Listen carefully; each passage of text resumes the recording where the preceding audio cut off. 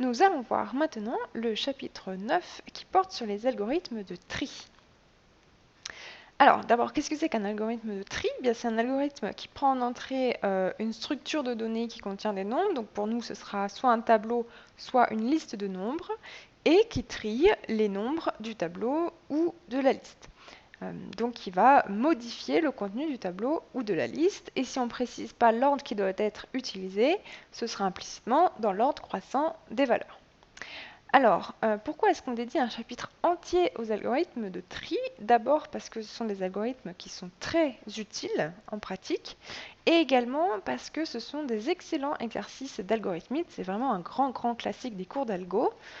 Pourquoi? Parce que pour bien comprendre tous les algorithmes de tri, en fait, ça fait appel à plein de notions qu'on a vues en algo. Et donc du coup, ça permet de revoir un petit peu toutes nos recettes, toutes les connaissances et compétences qu'on a acquises en algo pour mettre ça au service d'une application utile, à savoir le tri.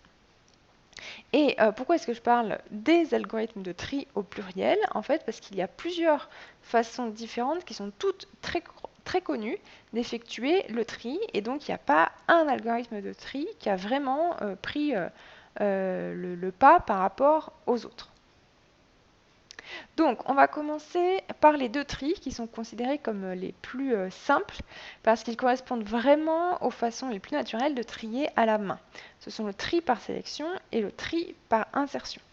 Et d'ailleurs, c'est assez rigolo parce que c'est un exemple d'application d'algorithme où il y a deux algorithmes dont le principe est vraiment différent, mais qui sont tout aussi naturels. C'est-à-dire que vous demandez à des personnes de trier des objets dans un certain ordre, eh bien, certaines personnes vont très naturellement faire le tri par sélection et d'autres personnes vont très naturellement faire le tri par insertion. Voilà, donc les deux sont vraiment très naturels et viennent de ce qu'on fait nous en tant qu'humains. Alors, pour illustrer nos algorithmes dans la suite du chapitre, je vais imaginer que notre but, c'est de trier un ensemble de cartes étudiants dans l'ordre croissant des numéros étudiants. Ça me permettra d'avoir une visualisation un petit peu meilleure du principe. Alors, je vais commencer par le tri par sélection. Donc, il faut imaginer qu'au début, toutes les cartes étudiantes sont étalées sur une table alignée. Voilà, ici. Donc, j'ai mis toutes mes cartes étudiantes que je dois trier à la suite. Donc, alors, comment est-ce que je vais procéder pour faire un tri par sélection de ces cartes étudiantes? Donc, tout d'abord, je vais m'intéresser à la carte à la position 0 dans mon tableau, qui contient actuellement le numéro 32. Et le principe, ça va être de placer dans cette carte, à la place de cette carte d'indice 0, le minimum parmi toutes les valeurs qui apparaissent dans mon tableau.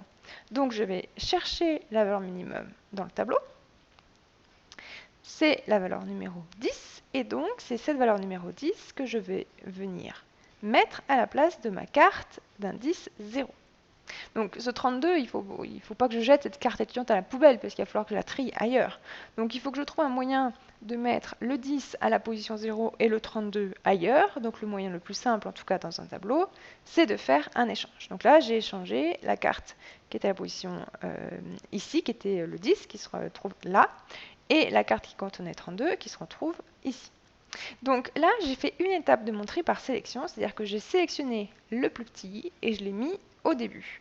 Et maintenant, je suis certain que je n'aurai jamais à remettre en cause le tri de ce qui est avant ce curseur-là, puisque comme le 10, c'est le minimum de mon tableau, je suis certaine qu'à la fin, quand mon tableau sera trié, ce 10 va se retrouver à cette position-là. Donc maintenant, on va voir qu'est-ce qui se passe quand on a déjà une partie qui est triée et l'autre partie à droite qui n'est pas encore triée. Eh bien, en fait, on va vouloir mettre ici, à la place de cette carte, la carte qui aura cet emplacement définitivement. C'est-à-dire qu'il me faut en fait le deuxième plus petit de mon tableau, c'est-à-dire le plus petit après le 10. Donc, je vais chercher le plus petit parmi ceux que je n'ai pas encore triés. Donc, je cherche le minimum, mais seulement à partir du curseur. Donc, le plus petit parmi tout ça, c'est le 22. Et donc, c'est ce 22 que je vais venir placer à la place du 66. Et donc, je vais faire un échange, puisqu'il ne faut pas que je jette ma carte numéro 66. Et donc, hop, je fais mon échange. Et maintenant, je suis certaine que je n'aurai jamais à remettre en cause les positions de mes deux premières cartes, puisque ce sont mes deux plus petites cartes au total dans mon tableau. Et donc maintenant, eh bien, c'est toujours le même principe. Je cherche le minimum parmi la partie qui n'est pas encore triée. Hop, donc ici c'est la carte 32 et je la place à la position qui est juste après mon curseur. Donc ici, j'ai rien à faire, mais c'est un coup de chance. Ensuite, ici, je cherche la carte la plus petite pour pouvoir la placer à cet emplacement-là. Donc je cherche la carte la plus petite parmi ce qui n'est pas encore trié. C'est celle-ci, et donc je vais faire un échange pour pouvoir mettre ce 56 dans la case numéro 3. Hop! Et je continue, donc je veux mettre la carte qui aura comme position définitive l'indice i égale 4. Donc je cherche le plus petit parmi ce qui me reste, c'est le 66, et donc je fais mon échange pour mettre mon 66 juste après mon curseur, et j'avance mon curseur. Et là, en fait, si je ne me suis pas trompée avant, pour le dernier, je n'ai pas besoin de chercher le plus petit parmi ce qui me reste, puisque il me reste plus qu'une carte. Donc si j'ai bien fait mon travail avant, celle qui me reste à la toute fin, ici, c'est forcément la carte la plus grande. Et donc du coup, j'ai fini de trier mon tableau, normalement dans l'ordre croissant. Donc si je vérifie, j'ai bien 10, 22, 32, 56, 66 et 104. Donc le principe du tri par sélection, c'est qu'on a une partie qui est déjà triée en début de tableau, et ensuite on va sélectionner la carte qu'on veut mettre juste après notre curseur qui indique la partie déjà triée pour agrandir la partie déjà triée. Et donc c'est la sélection parce qu'on va sélectionner le plus petit parmi ce qui reste pour le mettre au bon endroit. Alors du coup on va faire une petite fonction auxiliaire parce que sinon ça va être trop compliqué.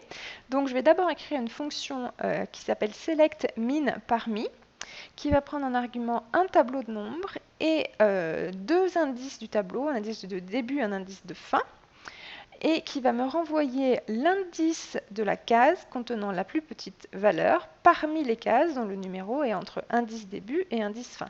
Donc en fait, c'est une recherche du minimum, mais pas dans tout le tableau, seulement parmi les cases qui se trouvent entre indice début et indice fin incluses. Bon, mais à part ça, ça ressemble quand même beaucoup à une recherche du min. Alors attention, il ne faut pas renvoyer ici la valeur du min, mais l'indice du min. Donc au début, jusqu'à preuve du contraire, la plus petite valeur qu'on aura vue sera placée dans indice début, puisque c'est la première case qu'on va lire en fait dans le tableau.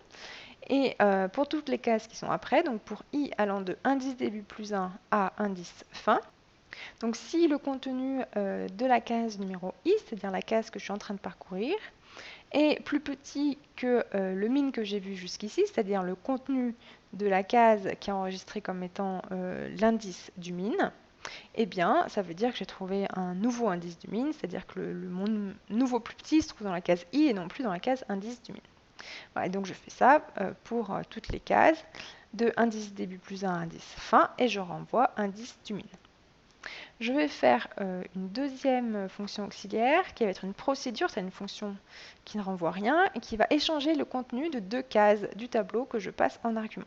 Donc je vais lui passer un indice i, un indice j de cases et je veux tout simplement que ça me fasse l'échange, on dit parfois le switch entre les deux. Donc on n'oublie pas, pour faire un échange, j'ai besoin d'une troisième variable pour stocker temporairement la première case que je vais écraser. Donc je sauvegarde le contenu de table de i. Ensuite, je fais une affectation en lisant ce qu'il y a dans table de J et je l'écris dans table de I. Et maintenant, il faut que j'écrive dans table de J ce qu'il y avait au tout début dans table de I, qui vient d'être écrasé, mais que j'avais sauvegardé ici.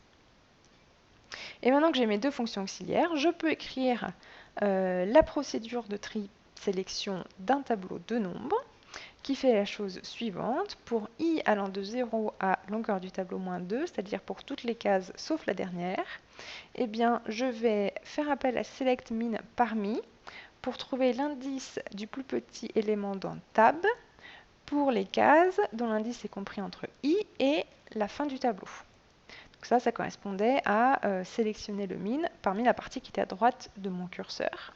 Et une fois que je l'ai trouvé, eh bien, je vais échanger le contenu de cette case qui contient donc mon plus petit élément parmi ce qui reste avec la case numéro i. Et donc ça va placer en fait le ième plus petit élément du tableau dans la case numéro i. Alors, pour vérifier qu'on n'a pas fait n'importe quoi, on a écrit un petit invariant de boucle qui dit la chose suivante. À cet endroit de l'algorithme, les cases numérotées 0 à i contiennent exactement les i plus petites valeurs du tableau dans l'ordre croissant. Et on doit vérifier que chaque nombre initialement présent dans le tableau apparaît toujours dans l'état actuel du tableau le même nombre de fois qu'initialement. C'est-à-dire qu'en fait, on va déplacer nos valeurs, mais à aucun moment il y a une valeur qui va disparaître ou qui va apparaître. Donc pour simplifier, dans tous mes exemples ici, je fais en sorte qu'il n'y ait pas de valeurs qui soient en doublon dans mon tableau, mais ça pourrait arriver et en fait ça poserait absolument aucun problème avec ces algorithmes de tri. Donc ça, vous pouvez, si vous le souhaitez, remplacer par chaque nombre apparaît encore exactement une fois dans le tableau, si vous étiez parti d'un état initial sans doublon. Alors, donc petit rappel sur l'invariant de boucle qu'on avait vu dans les premiers chapitres. Donc ça sert à vérifier, à prouver que notre algorithme fait bien ce qu'il est censé faire. Et on va vérifier qu'il marche lors du premier passage. On va vérifier que s'il est vrai à un certain passage, alors il est également vrai au passage suivant. Il faut vérifier que lors du dernier passage, l'invariant soit en accord avec ce qu'on veut prouver pour notre algorithme. Et donc je vous rappelle que choisir à l'avance l'invariant de boucle, ou en tout cas quelque chose qui pourrait ressembler à un invariant de boucle, ça nous aide à écrire l'algorithme correctement.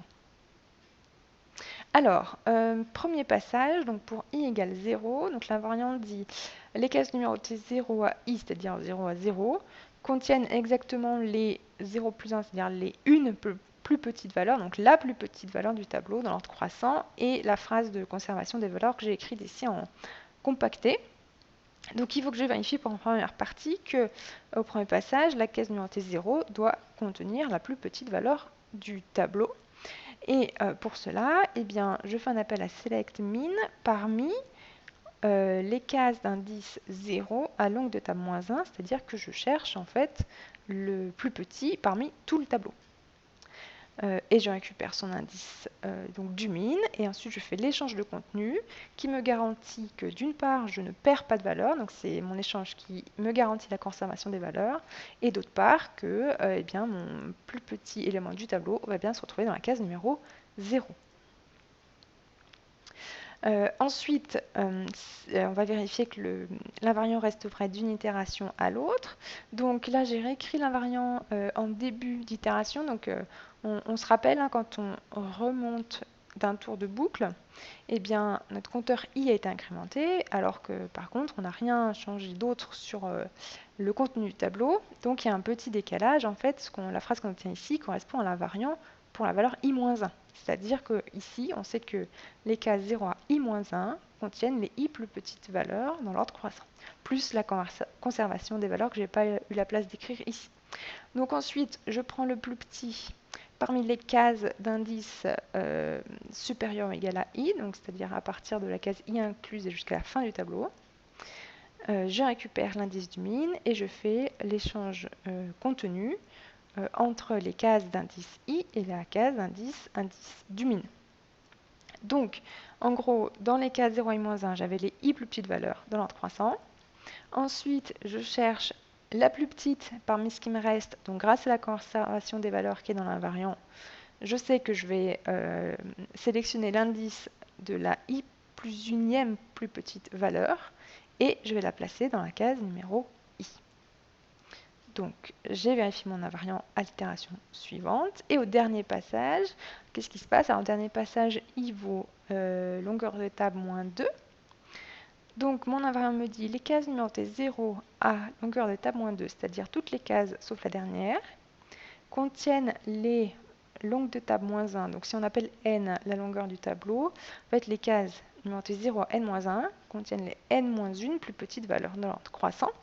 Donc forcément, ça, associé à la propriété de conservation des valeurs, ça veut dire que la dernière case, celle qui me reste, contient forcément la plus grande valeur. Et donc, j'obtiens bien que les cases de 0 à n-1, c'est-à-dire toutes les cases, sont entrées dans l'ordre croissant.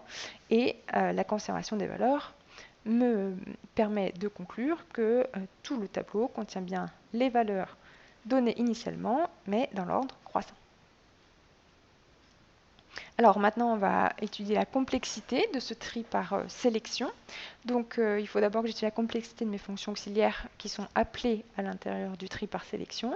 Donc là, c'est select min parmi, donc qui va faire un parcours de mon tableau des cases allant de indice début plus un indice fin. Donc ça, c'est une complexité linéaire. Alors si on voulait être exact, en fait, c'est linéaire, pas forcément n, la taille du tableau, mais c'est linéaire en la différence des indices entre l'indice de fin et l'indice de début. Voilà, donc on pourrait faire, mais vous pouvez me croire sur parole, l'analyse détaillée en prenant en compte donc, juste cet intervalle donnera à la fin le même ordre de grandeur. Donc voilà, là c'est O plus linéaire, on pourrait faire un petit peu plus fin éventuellement. La procédure d'échange de contenu fonctionne, elle, en temps constant. Et donc, quand on analyse le tri par sélection, on voit une boucle qui est répétée n-1 fois et qui fait à chaque étape un appel à select min parmi qui est en temps linéaire et un appel échange constant qui est échange contenu pardon, qui est en temps constant. Donc on répète n-1 fois quelque chose qui est linéaire plus constant. Donc ça en fait, si on veut calculer un petit peu rapidement, ça reviendrait à peu près au même que de remplacer grand O de n par n et grand O de 1 par 1 pour avoir juste l'ordre de grandeur. Et donc du coup, on se retrouve avec du n-1 fois n plus 1 à peu près, ce qui nous donne un ordre de grandeur quadratique. Donc le tri par sélection se fait en complexité quadratique.